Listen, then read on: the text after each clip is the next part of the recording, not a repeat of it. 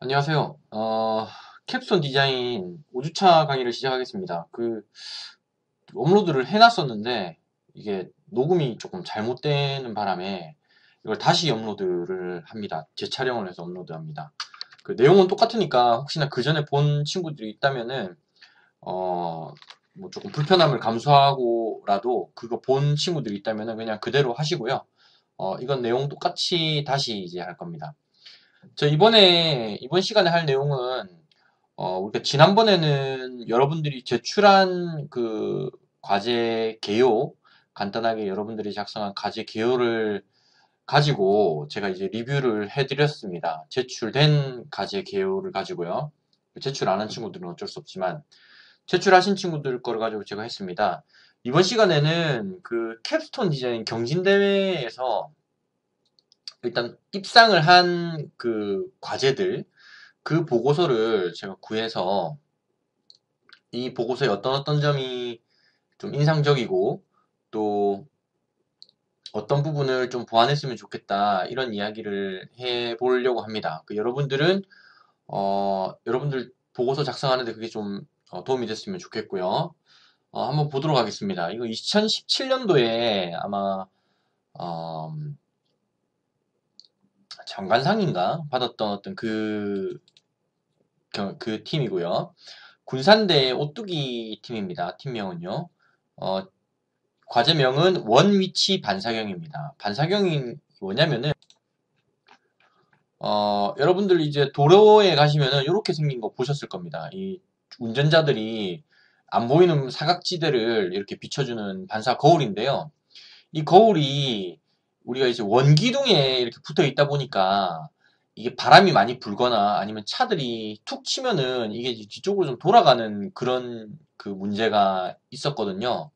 그래서 그런 문제가 있을 경우에 어떻게 하겠습니까? 일일이 사람이 가서 이제 지나가는 사람이 어, 시청이나 뭐 도로가에다가 민원 신청을 하고 그 민원 접수를 하면은 실제로 이제 사람이 나가서 그걸 다시 고쳐놓고 해야 되는 어떤 그런 번거로움이 있죠. 그리고 또, 어, 바로 나와서 고치지는 못할 테니까 그 고치는 동안에 뭐 위험이 있을 수도 있고 사고가 날 수도 있고 하니까 그런 부분을 이제 자동으로 되돌리는 어떤 그런 이제 반사경을 이 친구들은 개발을 했습니다. 일단은 내용은 그렇고요. 어, 요 원리는 지금 보시면은 뭐 설명을 이따 하겠지만 여기 이렇게 안테나처럼 이제 뽑히는 이제 안쪽 파이프와 이제 바깥쪽 파이프가 이렇게 있습니다. 그런 이 바깥쪽 파이프가 이렇게 사선으로 지금 가공이 되어 있죠. 이렇게 되어 있으니까 툭 치면은 위에 게 이렇게 요 방향으로 말려서 올라가게 되고 또 올라가면 어떻게 됩니까? 중력 때문에 다시 내려와야 되겠죠. 다시 이렇게 내려온다는 어떤 그런 컨셉입니다. 돌아는 가지만 무게 때문에 다시 내려오면서 원위치 된다는 어떤 그런 기술적인 내용이죠.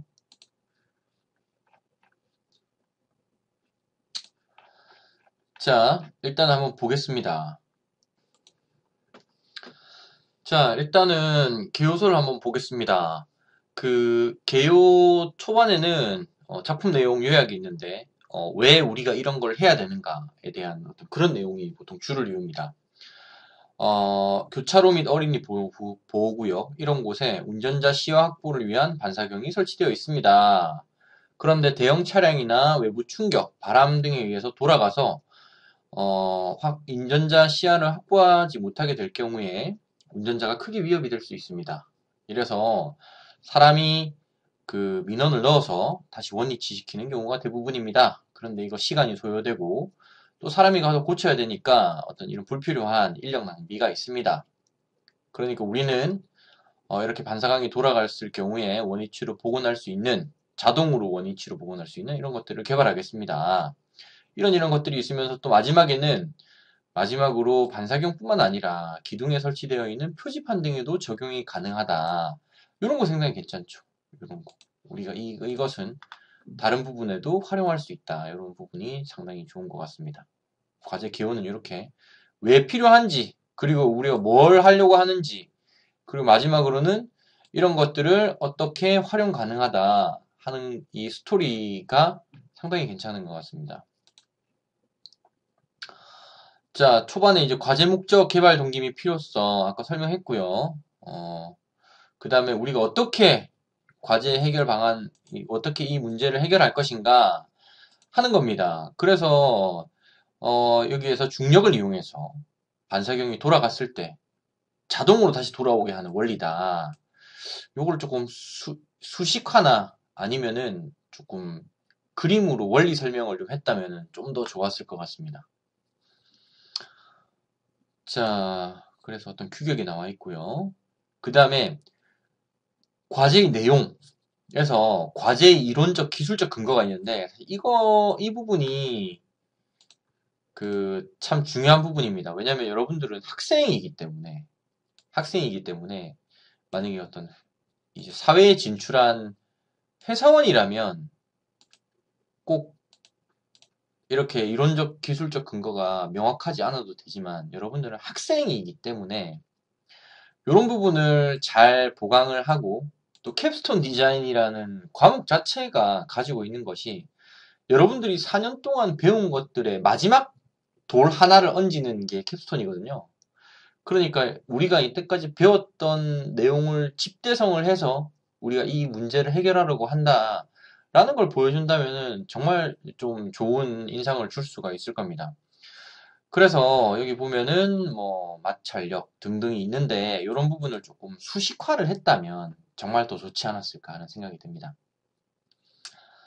자, 그 다음에 뭐 특장점 및 구체적인 뭐 내용 뭐 이런 것들 어떻게 우리가 만들었는가 하는 겁니다. 그 다음에 기대 효과 및 활용 방안 어떻게 우리가 이 제품을 만들고 또 이거를 더 나아가서 반사경뿐만 아니라 어떤 표지판에도 활용할 수 있다 이런 거 보여주고 있죠. 그 다음에 우리가 사용된 어떤 비용 그 다음에 역할 분담이 있습니다. 역할 분담 뭐 최민석 씨는 아이디어 디자인 제품 만들기 박남규 씨는 실험 측정 물품 구매 천민걸 장기영 씨는 물품 구매 자료조사 윤철민 팀원 네, 참여도 1%. 네, 이거 마지막에 일 안 해가지고 마지막 보고서에 이거 1%밖에 안 들어간 것 같은데 어쨌든 역할 분담이 잘된 역할 분담이라고는 볼 수가 없습니다. 사실 뭐 이렇게 될 수밖에 없겠지만 실제로 균등한 포션으로 역할 분담이 되지 않았고 그 다음에 역할 분담의 어떤 내역 자체도 그렇게 구체적이지가 않아서 이것은 팀이 아니라 한 두 명이서 그냥 북치고 장구치고 한 것일 것이다 하는 어떤 그런 게 있네요. 내용 자체는 참신한데 아이디어 자체는 참신하지만 아쉬운 부분은 좀 이론적인 그 백업이 조금 두드러지지 않았다 하는 거. 그 다음에 팀원 역할 분담이 별로 좋지 않았다 하는 그런 게 있고요. 그 다음에 참고 문헌이 있습니다. 참고 문헌이 있는데 요거 어차피 여러분들 논문으로 발전시켜야 되기 때문에 참고 문헌 꼭 그 밑에 좀 잘 적어주시면 좋을 것 같네요.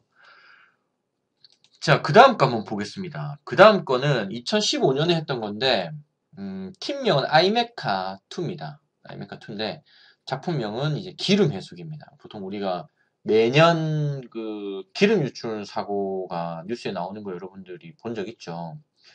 잊을만 하면 한 번씩 나옵니다. 그 기름띠를 어떻게 자동으로 제거하는 어떤 기계인데요. 이제 얘가 요 뒤에 달린 어떤 요게 프로펠러고요.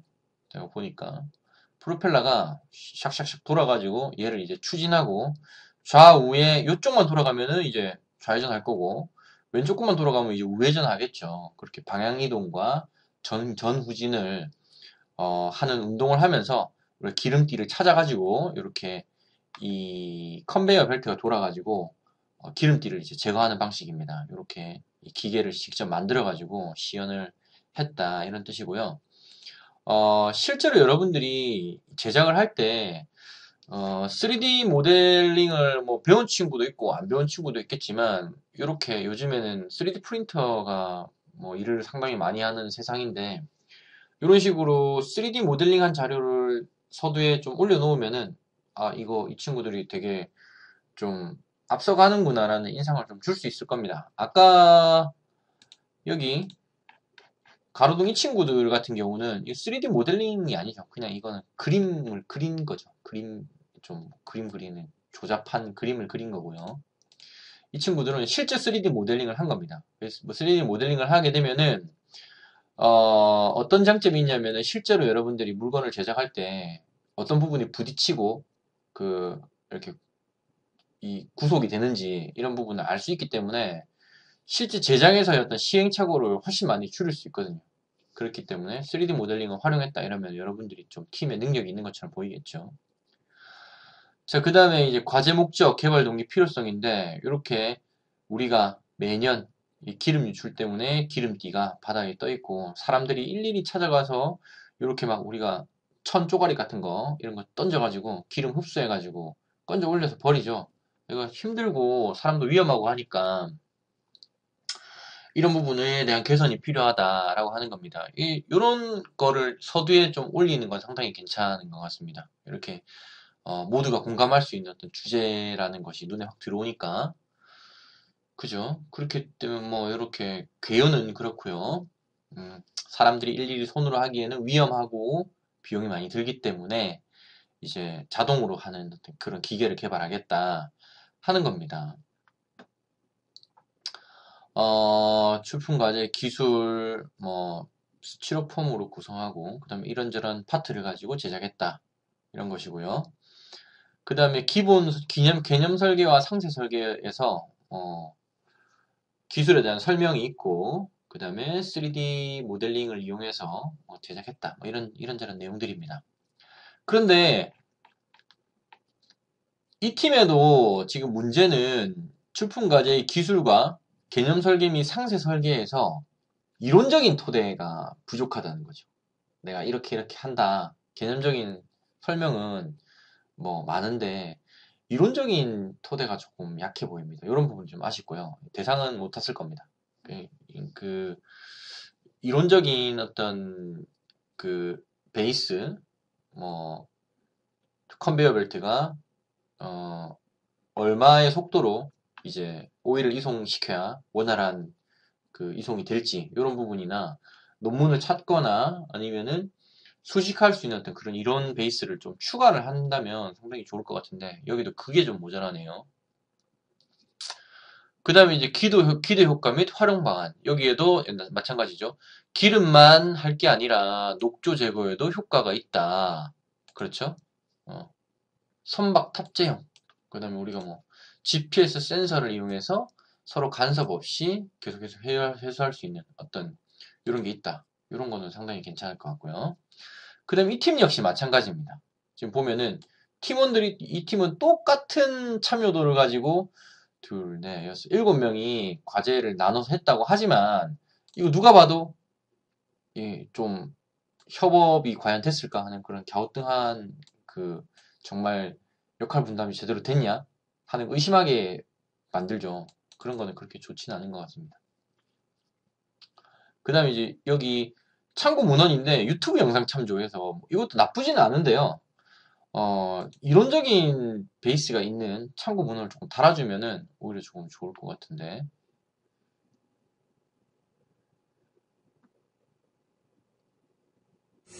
네, 이겁니다.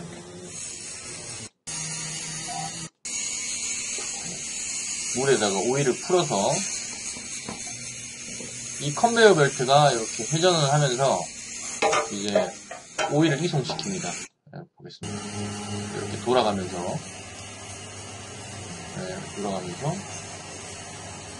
오일을 이제 빨아당겨가지고 끌어올려가지고 여기에서 이렇게 모여서 이렇게 오일이 모이게 되는 것이죠. 요런 뭐 기계다 하는 겁니다.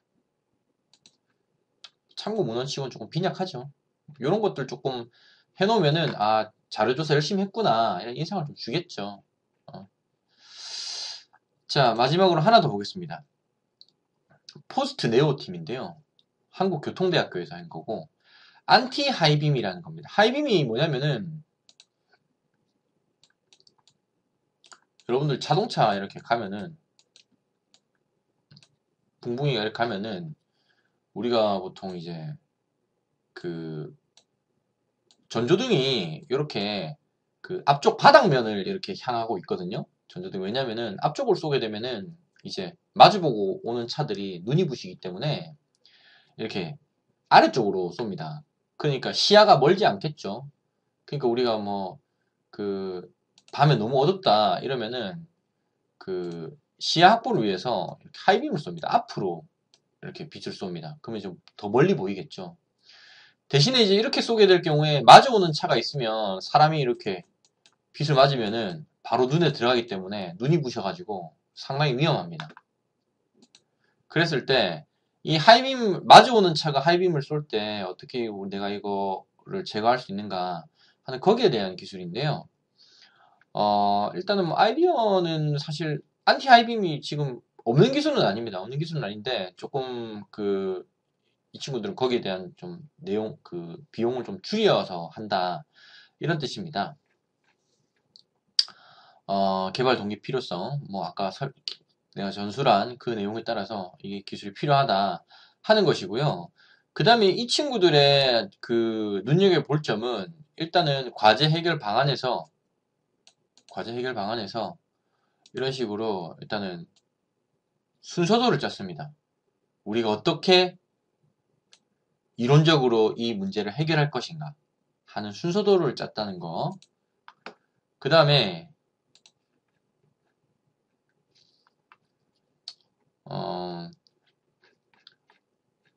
뒤에 보면은 이 회로도